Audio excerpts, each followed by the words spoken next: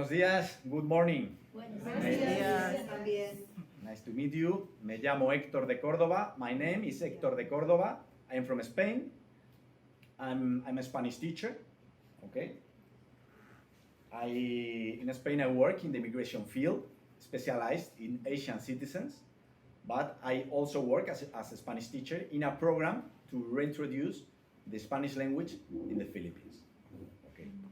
So today I'm gonna talk about a book I wrote, a book for teaching Spanish to Filipinos.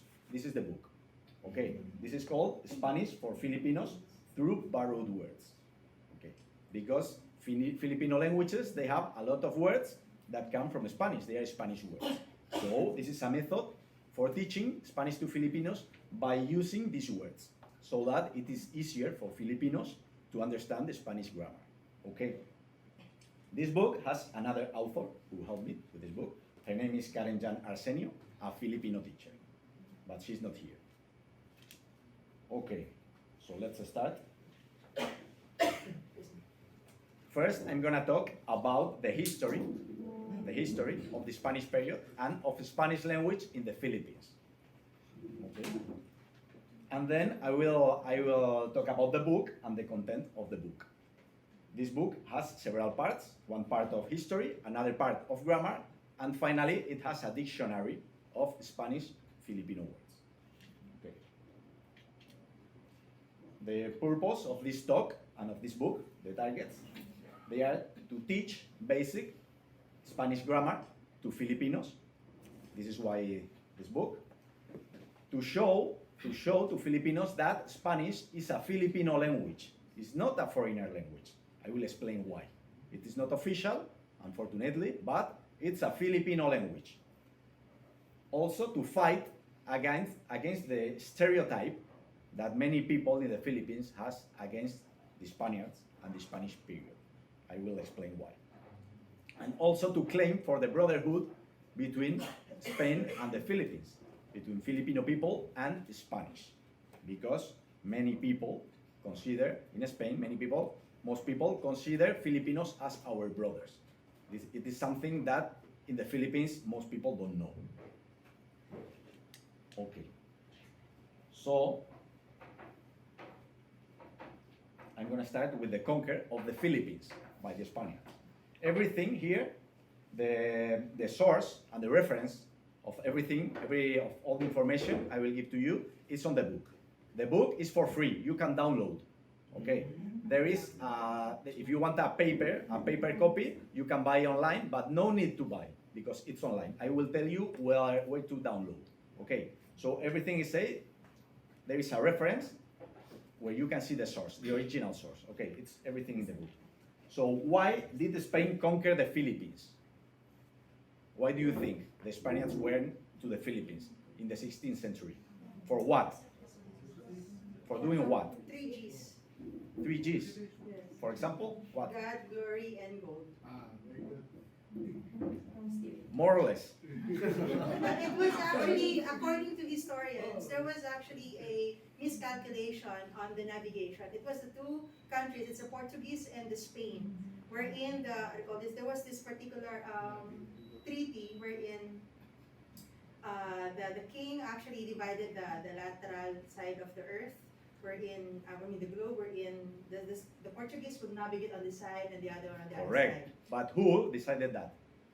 I forgot. I already forgot for how many years I didn't remember. Okay, and who ordered the Spanish to come to the Asian lands and take possession of these territories? Don't you know? I forgot. It was the Pope. Pope, yeah. The Pope Alexander VI. He orders the Spanish to come here. He granted the possession of the Asian lands that could be discovered and ordered them to instruct the indigenous people in the Catholic faith and good customs. So it was a command from the Pope, okay, to come here. This document that you can see is the Bula Intercataera. It is the document in which the Pope ordered the kings of Spain to come here for this purpose, okay, and grant the kings of Spain the possessions of these islands. So They didn't come here just because they wanted. Of course they wanted, but it is not their idea. It was the Pope who ordered them to come. So there is a very big religious purpose in all this. Okay. How did Spain conquer the Philippines? What methods did they use to conquer the Philippines? What did you hear about it? What is the impression you have? Because I heard if you enter YouTube or movies or many things, everybody say that, or many people say that the Spanish came here by the use of force. They conquer, they killed many people. It is very common to hear that version. Okay. So first, Magellan came here. He didn't try to conquer. He just came and took possession. He was killed here. And then the Spaniards left. And after about 40 years, then Legazpi came here. Legazpi came here with another command from the king to conquer all the islands. So the real Spanish period started with Legazpi, not with Magellan. And before his arrival in the Philippines, Legazpi issued this command to their men, ordering to act this way. Any volunteer to read? James? Read it, please, loud.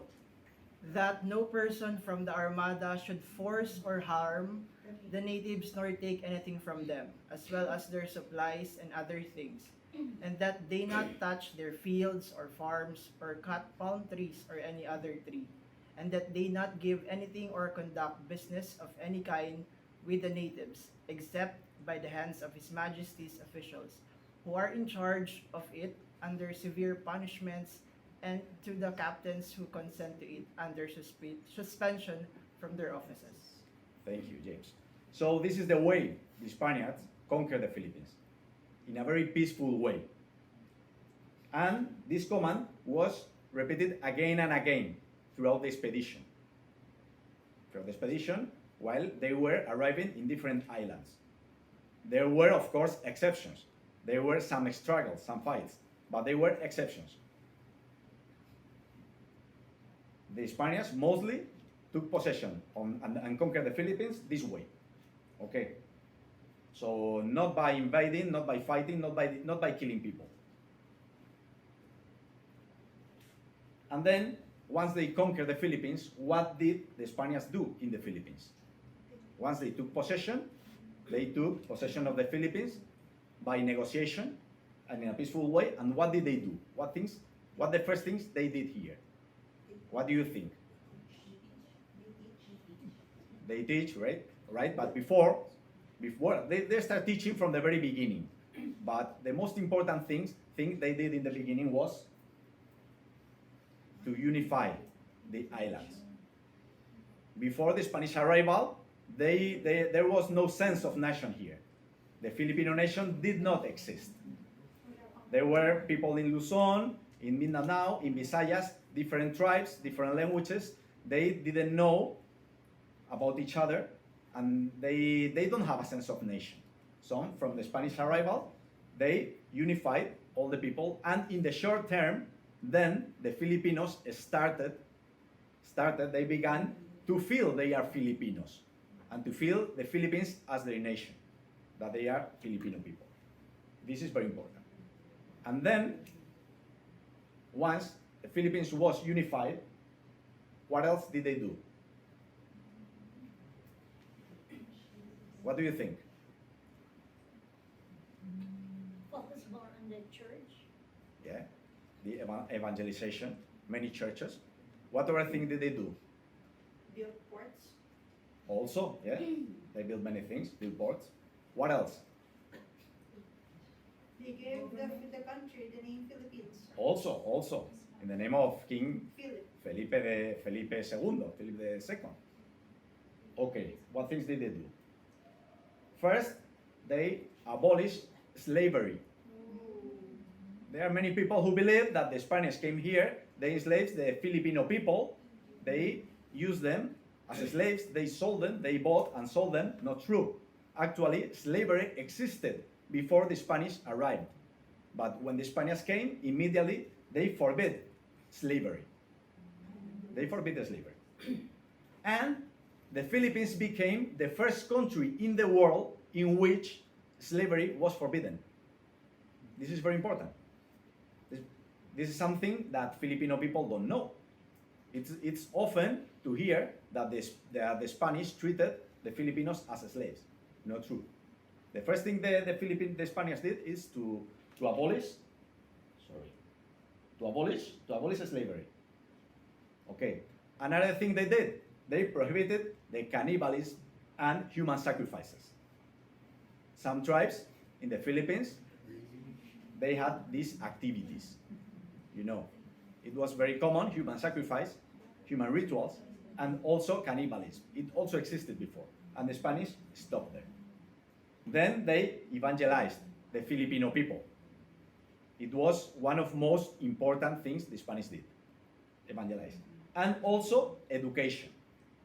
There is also another myth that the Spanish didn't teach anything here, because people believe that since Filipino people today don't speak Spanish, it is because the Spaniards did not teach them Spanish, which is not true. Education here was very important, also in Spanish, during the Spanish period. Now I'm going to focus on education. Okay. Education in the Philippines. In the first century of Spanish presence in the Philippines, they were created around 1,000 schools. And we're talking of 16th century, very early in history, and 1,000 schools during the first century of Spanish presence in the Philippines. There were created more schools in the Philippines than in any other part of the world, except some Spanish territories in America and some countries of Europe. This is what the Spaniards did. And how did the Spanish teach in the schools? How did they teach? They mostly use the local languages. Many people here believe that the Spanish came here, they invaded the Philippines, and they banned the local languages. They prohibited the local languages. It is not true. Actually, the Spanish learned the local languages. The Spanish always respected the local languages. They learned local languages and used those languages in education, in instruction. Okay. What you can see here, these are samples of books for teaching Tagalog, written by the Spaniards during the 16th, 17th, 18th, and 19th century. These books were also sent to Europe to teach Tagalog in Europe. So this is another wrong thing that people believe, that the Spanish did not respect the local languages. Not true. Okay. For about 200 years, 250 years, the Spaniards mostly used local languages to teach Spanish. To conduct the instruction.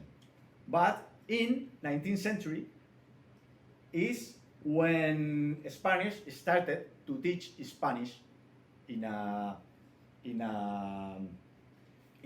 wider way. It was in 1863. Several royal decrees were passed in Spain for universal and compulsory education for everybody in the Philippines, in Spanish. Also in local languages. From this year, they started teaching more Spanish than before, but they still taught local languages.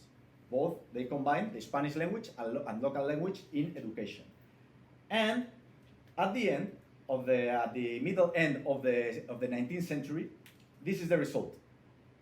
In the Philippines, they were one school kid to 33 citizens. While in countries like France was popular for having a high rate of education. Then they had less school kids than the Philippines. In France it was 1 to 38, while in the Philippines it was 1 to 33. So even more than in Europe. This is what the Spanish role achieved about education. something that people don't know. Okay. Then, at the end of the 19th century, started the revolution against Spain.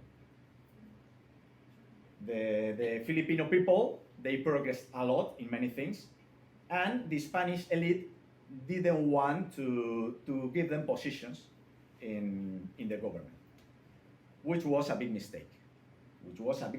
And it led to the revolution, you know. Of course, it was the fault of the Spanish government. They were very, very fair. What Filipino people claim was very fair. It's a pity. Any case, in the time of revolution, in the end of the 19th century, about 10% of Filipinos had the Spanish as their mother tongue, and as second language, about 60%. So in total, 70% of Filipinos could speak Spanish, or at least could communicate in Spanish. So Spanish was the global language of the Philippines. No other local language, no other Filipino native language was spoken for that many people as the Spanish. So it was Spanish, the Filipino national language. The Constitution of Malolos, Constitución de Malolos, it was passed in Spanish, written in Spanish.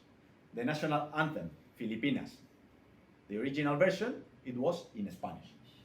So also the people who faced the Spanish rule, they claim for the Spanish language as the common language for all Filipinos. It was not a matter of Spaniards against Filipinos. Those Filipinos who wanted to separate from Spain, they also considered Spanish as their language. Okay. This is a part of the original national anthem in Spanish. Now after it was translated to Tagalog and to English, but it was in Spanish. It was a poem from Jose Palma, from a poet, and it was taken from that poem. Okay. This is an example. This is the museum of Nacpil Bautista in Quiapo. This gentleman is Dominique Faustino. He belongs to the family that owns this museum. I was visiting him the day before yesterday. We took this photo. We were talking about this, and he showed me how revolutionaries Filipinos, they conducted the revolution in Spanish, and they were in favor of Spanish. And today, his family still keep the Spanish language and claim to spread the Spanish language in the Philippines. Why did the Spanish disappear in the Philippines? Why do you think? Who knows? Because Spanish existed here. About 70% of Filipinos spoke Spanish. Why did it disappear? This is very controversial, but I have to tell you this. Why? Who knows? Nobody knows. Because of the Treaty of Paris, where Spain sold the Philippines to the United States. Spain, the US declared the war to Spain. Yes, the war. The Philippines declared the war to Spain. Then Spain lost the war, and they made that treaty in which Spain sold the Philippines. Once they were lost, sold the Philippines to the US. So then started the US period. The American occupation. Before the war, the Americans promised the Filipinos to give them independence. Then the Americans defeated the Spanish, but they did not give the Filipinos independence. What did the Americans do once they took over the Philippines? Because the Filipinos didn't accept the presence of the Americans. They did not accept, because they were cheated by the Americans. They were told they will have independence immediately, and they were told that the Americans would recognize the Filipino Constitution of Malolos. Then, what happened? Another war. between the Filipinos and the Americans. And what was the result of this war? A genocide that nobody knows. It is absolutely hidden. The Americans killed 1 to 6 Filipino people. 1 to 6. They killed 1,050,000 Filipinos. In that time, the Filipino population was 9 million. 1 to 6 Filipino people were eliminated. And the Americans started an education system in which only English was taught. That's it. With this system, for around 40 years, then the Spanish was mainly lost because only 10% of Filipinos had the Spanish as mother tongue. So to the others, if you stop the Spanish language in the school, the next generation will not speak Spanish. It would happen the same now. Here, now everybody speaks English, but not as mother tongue. Only very few Filipinos as mother tongue. If now you remove English from the system, from educational system, the next generation will not speak English, and the English would be lost. You know, it is what happened with this system. And finally, it happened the Japanese occupation, the Second World War. Spanish was still speaking as mother tongue for many people. There were also newspapers in Spanish, magazines in Spanish, books in Spanish. But in the Second World War, the American bombed Manila. That was the place in which most Spanish people still live. Spanish-speaking Filipinos still live, and it was the final blow to the Spanish language, the Second World War. After that, Spanish was almost disappeared from the Philippines. Okay. Nobody knows this. Absolutely. In the Philippines, nobody knows. Very, very few people knows that once the Americans arrived, they exterminated 1 to 6 Filipino people. This is very, very difficult, very hard to say. Actually, I've been recommended not to talk about this because many people would be shocked. But this is history. If we want to know why the Spanish language disappeared, we have to explain history. Okay? But people don't know this in the Philippines, as well as many people here don't know many things. Another example is this. This is just the President Rojas, after the American period, the first president after the American period. This is something he declared. Any volunteer to read? James, please. We Filipinos keep the best memories of Spain. She gave us her language, her culture, and the Catholic faith, which was a conclusive factor in the formation of our national unity. This is enough for Spain to occupy a place of honor in our history. So this is what this president says. And this president also lived the Spanish period. He was very, very young, but also he lived the Spanish period and the whole American period. And after the American period, he declared this about the Spanish period. We Filipinos keep the best memories of Spain.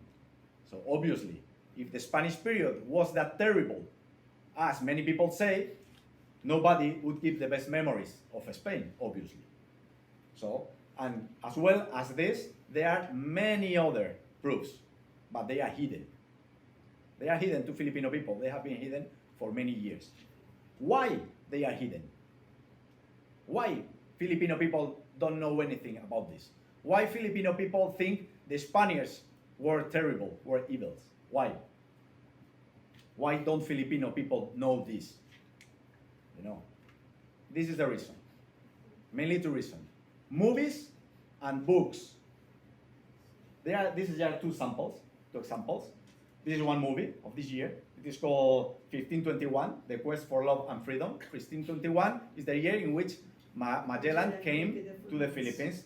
You can see Magellan, his face, like evil. You know, this is the way the movies depict the Spanish. Many movies, they don't tell the truth, and they always show this image of Spanish. Another reason, books. There are many books that also tell only bad things about the Spanish. They exaggerate those abuses of the Spanish. That also happened.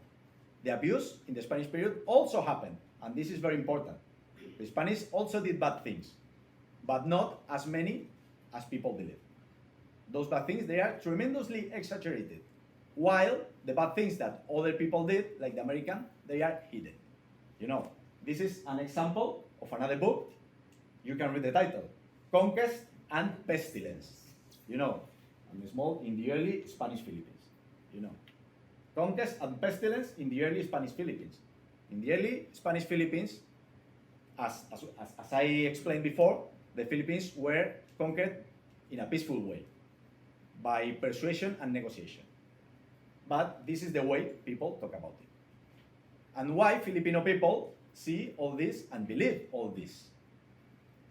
Because most people believe all these things. Why? Very simple. Because most sources are written in Spanish, and Filipino people cannot check. For example, here, nobody can check the command that Legazpi told to the soldiers when they arrived in the Philippines, telling them, don't harm the Filipino people. Be peaceful. Don't take any possession from them. Nobody can check it because it's an original document in Spanish, which has never been translated. As well as I know, I am the first one who translated this command to English, and I am showing this. As well, for example, what President Rojas said. And there are thousands of proofs, but everything in Spanish, which is hidden to Filipinos. Sources in Spanish. It's a pity. It is necessary a hard work to show Filipinos' history. Now we're going to talk about the present. What are Filipinos for Spain today? Because I have heard also different versions that people in Spain discriminate the Filipinos, that we underestimate them, blah, blah, blah, blah, blah, blah, these kind of things. I'm gonna show more proofs that it is not true. This is Rizal. Rizal was killing by the Spanish power, which is a real shame for Spain. In Spain, everybody is ashamed of that. Well, not everybody, because many people in Spain not even know. They don't even know that who was Rizal. But those who know about Rizal, they are ashamed. And of course, they think it was a big mistake and very unfair to kill him. This is the way we see Rizal. This is a monument of Rizal that we have in Madrid, in Spain. Because in Spain, Rizal is also considered as a hero. Also as our hero. Because he fought for freedom. And Rizal didn't fight against Spain, didn't fight against the Spanish language, the Spanish culture, and the Spanish heritage. He fought against the Spanish government. And the things that Rizal claimed, they were very logical. And everybody in Spain agreed with him. And when he was killed, also many people in Spain was in favor of Rizal. Many people. And criticized the killing. So the image of the Spanish against Rizal is not true. Rizal was killed, it was very unfair, but it was an exception. It doesn't reflect the overall presence of the Spanish in the Philippines. This is why we have a monument of Rizal, obviously. Because he is also a hero for us. Okay. There is another example here. At one side of the monument, there is a small figure of a Filipino mother feeding a baby.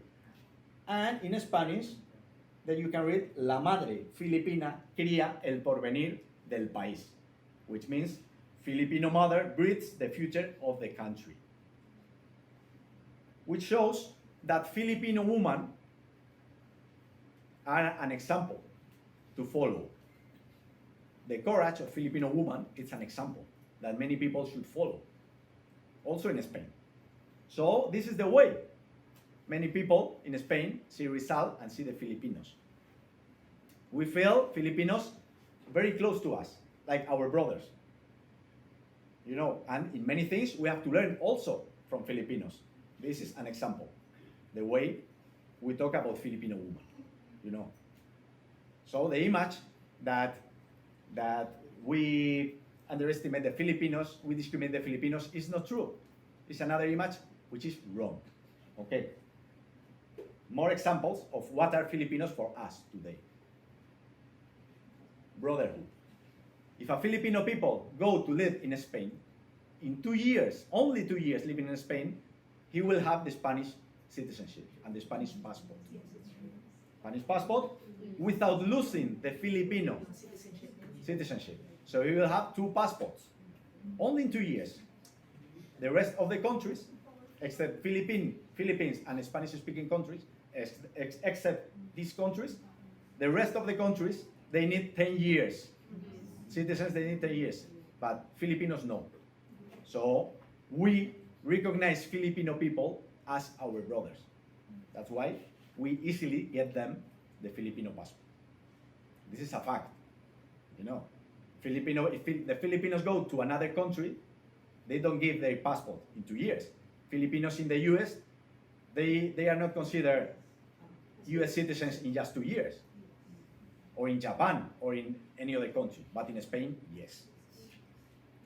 This is another sample. This is the result of a survey. There are also other similar surveys. The Filipino people are the best integrated, the people best integrated in Spain. Since our culture is very similar, we share many things in common, and the way we act is very similar to the way Filipino people act, because we were together for more than 300 years. So, Filipino people are really well integrated in Spain. This is another proof of this. More things. Now, talking about the book. What I have explained before shows that that Spanish is a Filipino language. Okay?